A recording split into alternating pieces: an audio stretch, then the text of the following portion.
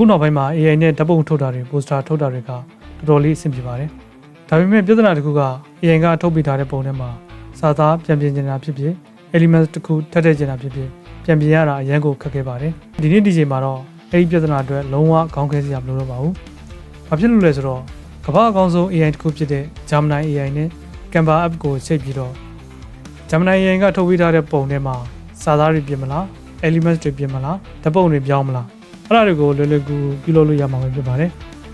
ဒီနေ့ဒီဗီဒီယိုမှာတော့ Gemini AI နဲ့ Canva app နဲ့ဘယ်လိုချိတ်ဆက်ရမလဲပြီးတော့ဘယ်လိုအသုံးပြုရမလဲဆိုတာအသေးစိတ်ပြောပြပေးသွားမှာဖြစ်ပါတယ်ကျွန်တော်နဲ့အတူဗီဒီယိုဆုံးထိလိုက်ကြည့်ပေးပါကျွန်တော်ကတော့ Flaska Goim ဖြစ်ပါတယ်ရင်းဆုံးကျွန်တော် Gemini အကောင့်နဲ့ရင်ဝင်ထားပါမယ် Gemini ဖွင့်ထားတဲ့ Gmail က personal Gmail ဖြစ်ရပါမယ်ပြီးတော့ကျွန်တော်တို့ Canva အကောင့်တစ်ခုရှိရပါမယ်ကျွန်တော်တို့ Gemini အကောင့်နဲ့ရောက်ပြီဆိုရင်အောက်ဘယ်ဘက်မှာ setting ဆိုတာရှိပါတယ် setting ကိုတစ်ချက် click ပြီးကျွန်တော် personal intelligence ကိုတစ်ချက် click ဒီမှာ connected apps ဆိုတာရှိပါတယ်တစ်ချက် click ဒီမှာဆိုရင်ကျွန်တော် Google ရဲ့ထုတ်ထားတဲ့ app တွေပေါ့နော်ဒါတွေနဲ့ချိတ်ဆက်မှာလားဒီမှာ YouTube တို့ပါတော့လည်းရှိပါတယ်ဒီမှာဆိုရင် Canva ပေါ့နော်ကျွန်တော် Canva နဲ့ချိတ်ဆက်မယ်ဆိုတဲ့အတွက်ကြောင့်ဒီຢာလေးကို on လိုက်ပါမယ်ဒီမှာဆိုရင် allow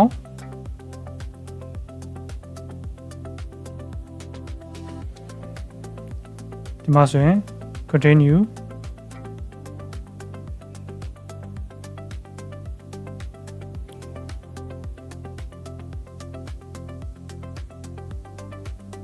agree and continue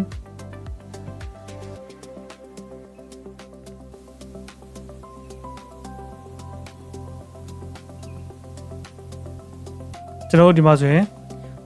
ဘယ်အကောင့်နဲ့ဘယ် Canva အကောင့်နဲ့ချိတ်ဆက်မှာလဲဆိုတာပါပါတယ်အားလေးကိုရွေးပြီးရင်ကျွန်တော်အလောင်းလုပ်လိုက်အောင်ပါပဲ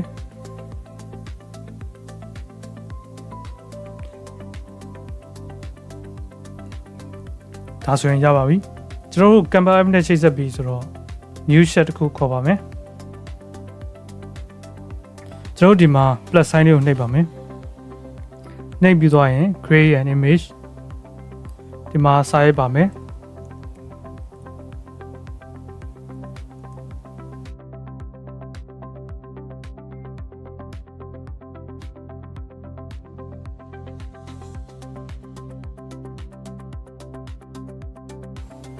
ဒီမှာကျွန်တော်ရေးလက်ထား UI professional graphic designer generate an image for a coffee social media design with an aspect ratio of 1:1ကျွန်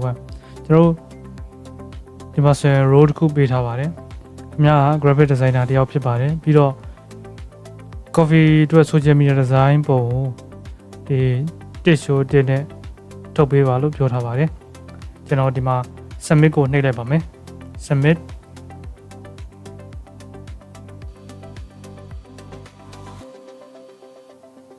ကျွန်တော်ပုံရလာပြီဆိုလို့ရှိရင်ဒီမှာ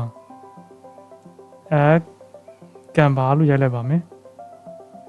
ပြီးရင် spray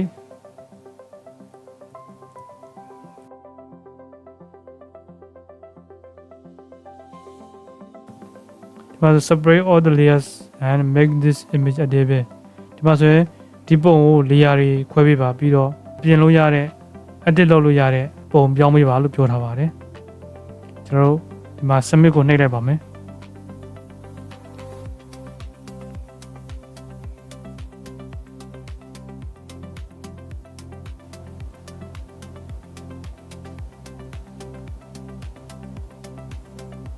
ဒီမှာ Canva မှာပြင်လို့ရတဲ့ version အဖြစ်ပြောင်းပေးပါပြီကျွန်တော်ဒီ link လေးကိုတစ်ချက်နှိပ်ပါမယ်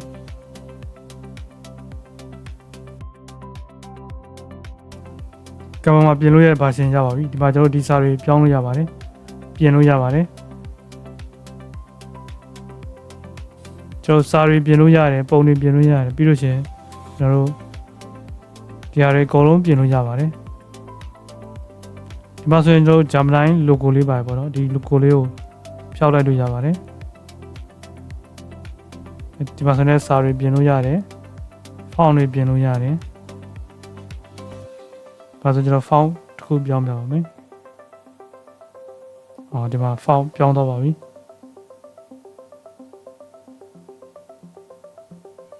ပြီးရင်ကျွန်တော်တို့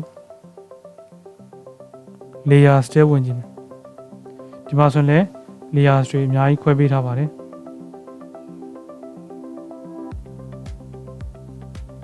ပြီးကျွန်တော်ဒီ zone လေးတွေဖယ်ခြင်းဖယ်လို့ရပါတယ်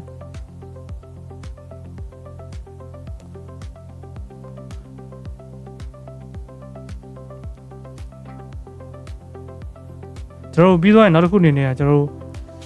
ချီပြီးသားပုံကို upload လုပ်ပါမယ် upload လုပ်ပြီးတော့ကင်မရာမှာပြင်လို့ရတဲ့ version ဖြစ်ပြောင်းခိုင်းပါမယ်ကျွန်တော်ဒီ plus sign လေးကိုနှိပ်ပါမယ်ပြီးရင် upload file ကျွန်တော်ဒီ coffee ဆိုတဲ့ပုံလေးယူပါမယ် set click ပြီးရင် open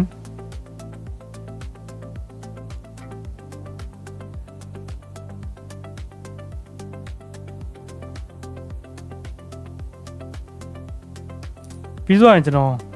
ဒီစာလေးကို copy ကူးပါမယ် copy ကူးပြီးတော့ဒီမှာ control V ဒါပေမဲ့ကျွန်တော် add canva ကိုတော့ပြန်ရိုက်ပေးရပါမယ်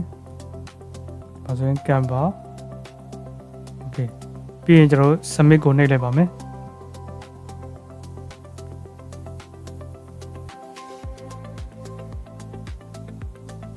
ဒီမှာဆိုရင်သူကပြောင်းနေပါပြီ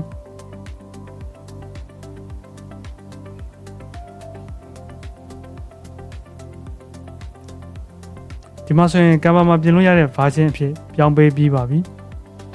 ဒီ link လေးကိုနှိပ်ပါမယ်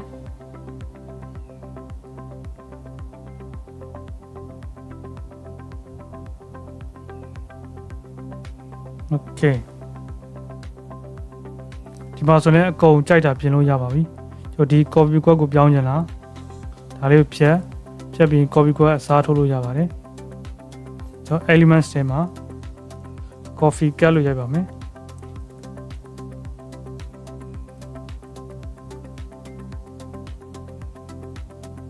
ဒီမှာအများကြီးရှိပါတယ်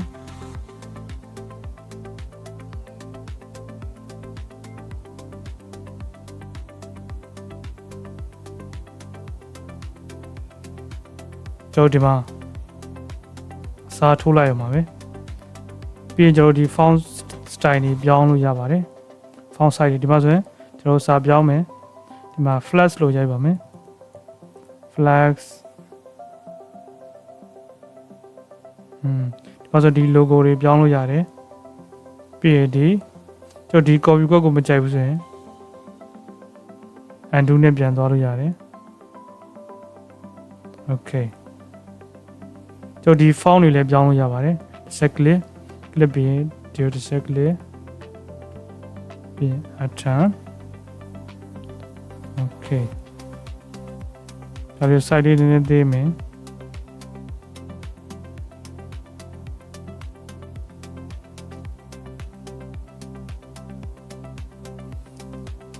ပြီးကျွန်တော်ဒီမှာ logo လေးရှိပါတယ်ဒီ logo လေးအကုန်ပြောင်းလို့ရပါတယ်ပြီးဒါလေးမလို့ချင်းဖြတ်ပလိုက်လို့ရပါတယ်ကျွန်တော်အရင်တိုင်းလေးပြန်ထားမယ်ဆိုရင်ဒီ undo ကိုတစ်ချက်စီနှိပ်သွားလို့ရပါတယ် okay ဒါဆိုရင်သူပေးထားတဲ့အတိုင်းပေါ့နော်ကျွန်တော်တို့ layers တွေကိုတစ်ချက်သွားကြည့်ပါမယ် layers ဒီမှာဆိုရင်အကုန်လုံးခွဲထားပါတယ်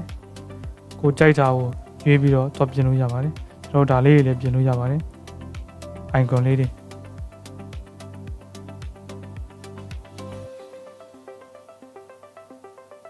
ဒီလောက်ဆိုရင် Gemini AI နဲ့ Canva app ကိုချိန်ပြီးတော့ design တွေမြန်မြန်ဆန်ဆန်ဘယ်လိုဖန်တီးလို့ရမလဲဆိုတာသိသွားပြီလို့ထင်ပါတယ်